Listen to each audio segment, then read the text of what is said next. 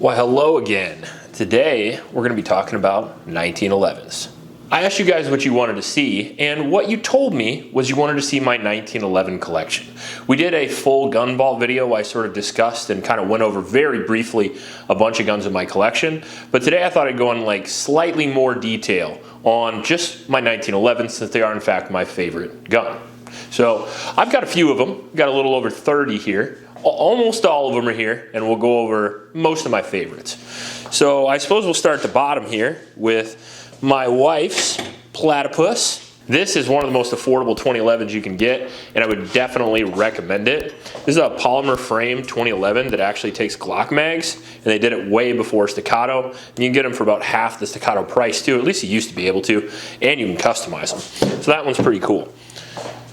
Down here, we have the Bull Armory. Bull Armory is one of the better guns for the money in the 2011 game. This is kind of their standard concealed carry 425 edition, but they have a new ported one coming out that I should be getting pretty soon.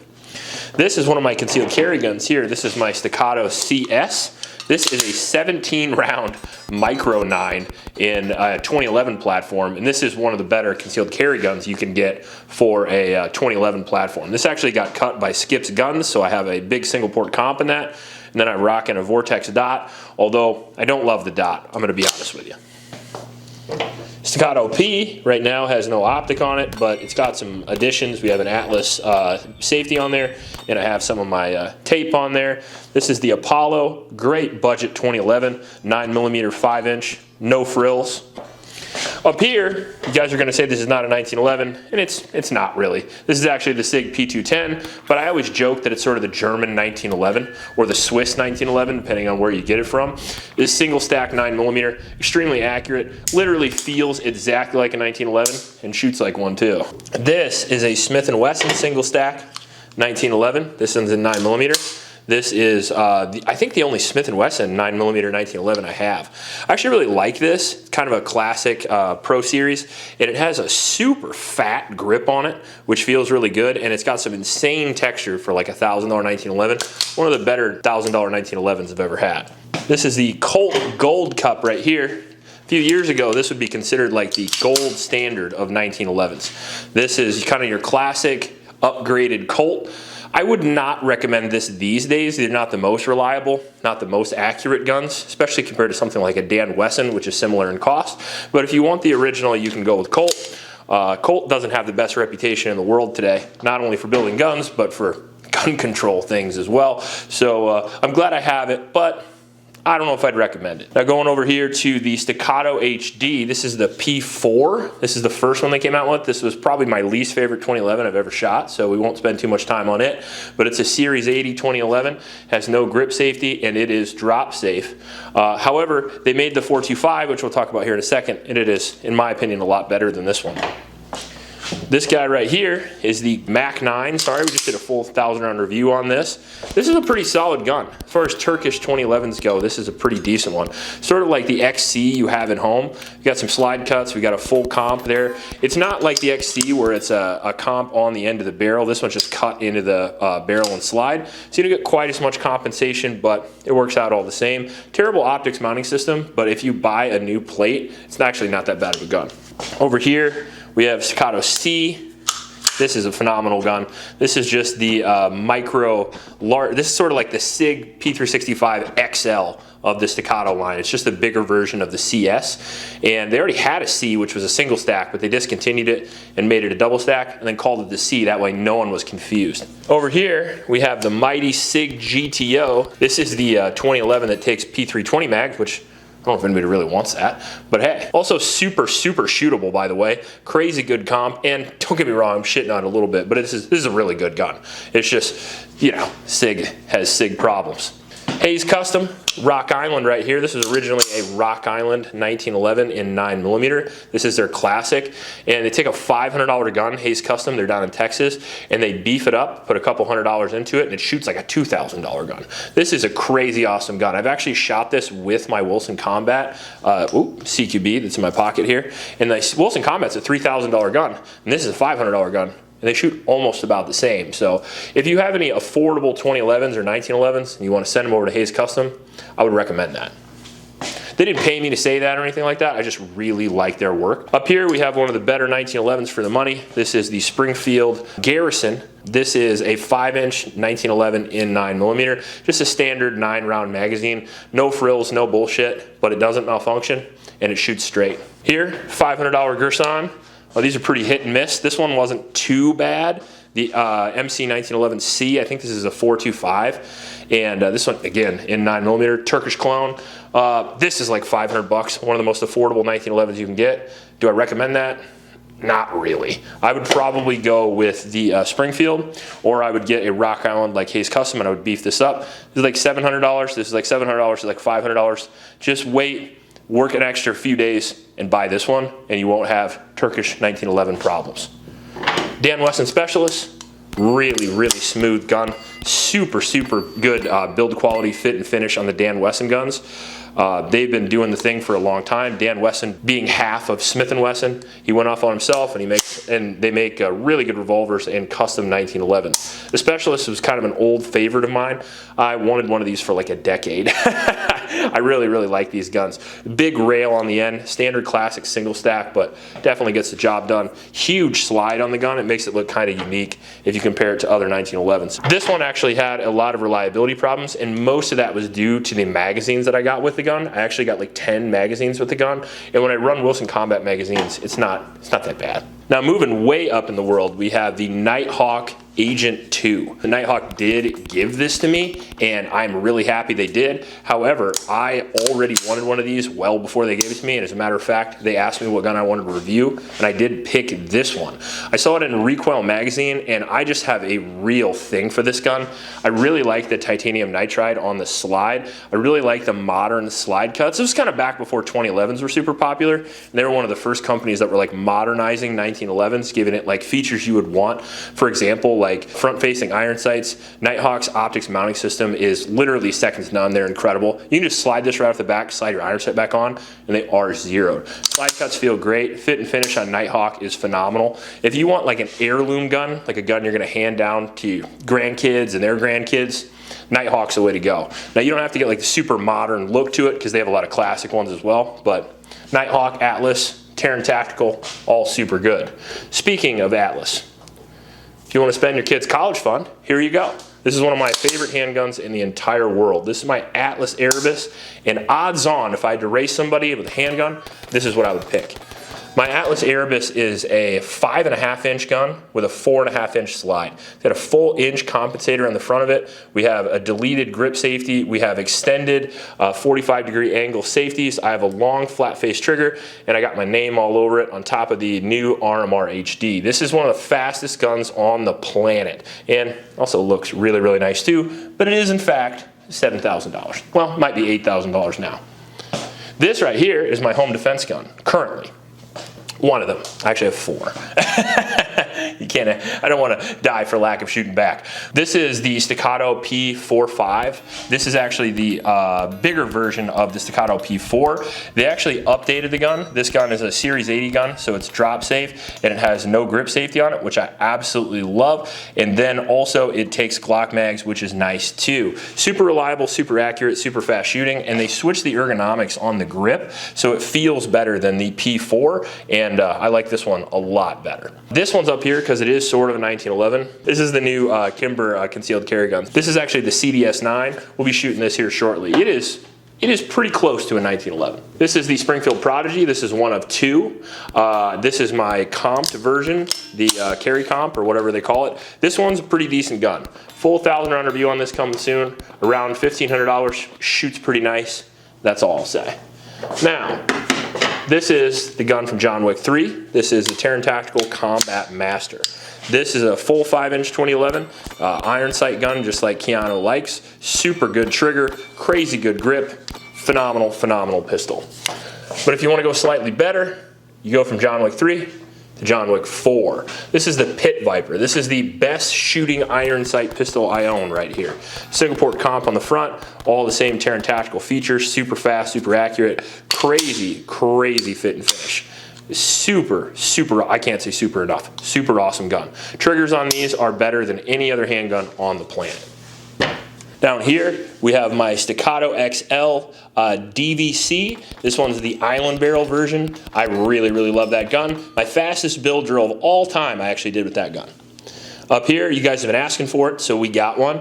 This is a Masterpiece Arms DS9. This is sort of their version of the Staccato XC. Comes in around a little bit less than the Staccato XC actually, but you get, in my opinion, a better fit and finish. You get a better grip, and the trigger feels really good, and I'm excited to shoot this. I played with it a little bit, but I haven't done a full first shots with it yet. And this is my Atlas Athena. I actually traded my Atlas Hyperion for this. When it came out, this was the first one that was comped. I was really happy with that. I work with Atlas every once in a while, and I got lucky enough for them to send me this, and I shot it, did a bunch of videos on it, and now it's mine, so I'm pretty happy with that. I bought almost all my Atlases, so it's nice to get one for free every once in a while, because they're very, very pricey. These up here, Atlas actually made for me as well. They made my custom Artemis up here. This is my USPSA gun. And then it is paired with my Erebus, as you can see there. And I paid for these. These are very expensive. But they are super worth it as well. And the Artemis is basically the sight block version, sight block with no comp. The Athena is the 4.6 version, so basically this with no sight block. And then the Erebus is the full compensated version. So basically an escalation of force and price as well. Staccato XC here, not much to talk about, everybody knows, except I got a different grip on it because, you know, I also have an SVI trigger in it. This is the Nighthawk Sandhawk, certainly one of the best 1911s that have ever been made, and one of the sexiest guns ever made as well. I love the Sandhawk. It cannot be underestimated how fast and accurate this pistol actually is, and how good the fit and finish on these guns actually are. Now, these guns are about 7,500. The Terran Tacticals are about 8,500. The Nighthawks are in the same category, in the same caliber of speed and accuracy, and they're running about 6,000. So they're a little bit cheaper. So if you don't want to go like the full custom route, like full super expensive route, I know like $6,000 isn't expensive, but you can get a Nighthawk and you can get pretty much the same performance. Now compared to the Staccato XC, I think that you get better looks, better fit and finish, but they all kind of shoot pretty similar. If I shot build drills with every one of these guns, I'd probably get a pretty similar time. So to be fair, when you're comparing 2011s, you have to pretty much compare what you like versus what people think is important. Because like whatever you like, all these guns are super fast, they're all super accurate, they all have 2-pound triggers, they all have great sights. So all these are gonna shoot super well. It's just a matter of what you like best. Now this guy here is pretty special to me. This is one of 2 Sand Vipers I own, and I purchased my first Sand Viper, and then I found out that they make a Sand Viper for limited optics, which is extremely rare. And I talked to my gun guy over at Battlehawk and tried to get me one, and he couldn't get me one because they were a limited release. So I was like, maybe I'll contact Terran Tactical and see if they have one. Well, Terran did have one, but it wasn't for sale. He had one in his own personal safe, and he gave it to me. On top of that, not only did he give it to me, but he also gave it to me in the configuration that he shoots it in. You can tell he shot matches with this. He's got a different grip on it. He's got a spot there for you to drive your thumb, and he even put my freaking name on it, which is pretty cool as well. On top of that, it comes with the coolest case I've ever seen, by the way, which will roll in some B-roll. But this gun is going to be getting shot here pretty soon on the long range. I plan on pushing this out to at least 200 yards. So very, very excited to have the Terran Tactical solid comp. Definitely the rarest 1911 I own, and I think the most expensive as well. It really is a piece of hardware, I'm telling you. Like, same fit and finish, same speed and precision of the Atlas guns, but the Terran guns, the only real difference is they do have the grip safety if you want that, and they also have a polymer grip, and they really do have a shockingly killer polymer grip. Like, they feel super good. You can get this version here, the stippled version, which is very aggressive, or you can get this version, which is still pretty aggressive, but it looks a lot nicer. Sometimes people don't like this look, like on the Staccato or this, so you can get this more cleaned up version if you want that one too. Now, I think I left my other Sand Viper upstairs actually. So no, it's okay. Just pretend that it's here. The only difference is that the solid comp has a solid comp. So instead of a big single port comp here, it's just flush here. And then I can also remove this, and I can remove the barrel, and I can put in a compensated one as well. So the solid comp can be both comped and non-comp, which makes it, again, extremely rare. And there's a very limited amount of these that were ever made. We just talked about the Artemis, definitely one of my favorite handguns. I'm not sure, but I think this will be replacing this year when I shoot USPSA, but I'm trying to bring both anyway. I'm trying to decide on whether I like the polymer grip better or the aluminum grip better, and lately I've been shooting the polymer grip faster, to be honest with you. I'm faster out of the holster with this, and I don't know if it's like the polymer flex, but I do shoot this gun just slightly quicker than I do this one, although this gun looks so sick. Look how good this looks. This is like, the reason why I got both these done is because these are my two favorite looking pistols of all time. I absolutely love the blacked out with the red trigger, and I love the fact that Atlas put my logo on it. I didn't ask them to do that, they just did that, so I'm really happy with it. And then finally, this was my collaboration with Atlas a few years ago, sort of anyway. I did R&D for this gun. I'm very proud of that because I generally don't work with gun companies. I find that it's a conflict of interest. Atlas came to me, Adam, and we talked on the phone a bunch, and I basically was talking to him about a project I wanted to make. I wanted to make a custom gun just for myself. And I told him I basically wanted a Glock 17 in a 2011 platform. I just wanted something light, I wanted something fast, not super small. Like a Glock 17 is a full-size gun, but it's very, very lightweight, you know, and it's the right size to carry, the right size to shoot all the time. That's why it's one of the most popular guns of all time. But I wanted a high-end 2011 that had an aluminum frame, an aluminum grip, and then a steel slide. 4.5-inch barrel, V-ported, that's what I chose. Chose a reverse crown barrel, and this thing is the fastest shooting concealed carry gun I've ever shot. As a matter of fact, without any practice, I did the Air Marshal qual with this, and I got like 98 or 99%, so like cheating with this thing. And then lastly, the gun I've been carrying during this video is my personal favorite 1911. And I know with all of these on the wall that you might be surprised this is my favorite, but it is. This thing means a lot to me. This was the first expensive gun I ever purchased, actually. And it took me a while to even come up with the courage to actually do it, considering that it takes a lot to actually spend what you would spend on a used car on a handgun. I actually picked this up for $2,700 back in the day, 9mm 1911 5-inch classic gun with 10-round magazines. I'm a sucker for the classics after all, and I still shoot this incredibly well, and it is still one of the most reliable handguns I own. Now, if you're wondering how I was able to afford all of this stuff, first, I've been reviewing guns for over 10 years, but a lot of these were actually trades. So guns like these, this gun and this gun, I actually traded about 12 guns for this. I saw it and I had him hold it for me for a day, and I went home and I picked up 12 guns I didn't want anymore, traded for that. I think I traded about 9 for that gun, and then I traded 13 for this gun right here, which is that Sand Viper I was talking about. Power of editing. We went up and got it. And I suppose the last 1911 I should talk about is the Russian one, the Tokarev. I'm just fucking with you. But it was made by John Browning. I hope you guys liked this video. You guys really liked the last one, so I figured I'd do another one on my 1911 collection. I could do one on my revolver collection next if you guys are interested in that. I've got some pretty cool ones and some pretty old ones as well. And you know, if you're into the 1911 game and you can only afford a Gerson or something like that, by all means get this gun. Get this gun and train with it. If you train really well, you can shoot this gun or this gun just as good as somebody can shoot a gun like this. So keep in mind that it's not about buying a super high-end gun and never training with it. It's about buying a Hayes Custom 1911 like this and putting 100,000 rounds through it. That's how you get skill on the range. Practice makes perfect, and it's fun to do, so why not do it? And in my personal opinion, out of all the guns that you could shoot and buy, I think the 1911 is the best one. It's my favorite handgun. I've been shooting it since I was a little kid. The first handgun I ever shot was a 1911. I've been deeply in love ever since. I saw Face Off in the movie theater when I was 9 years old. He was dual wielding 2 gold 1911s, and I was off to the fucking races, and here we are.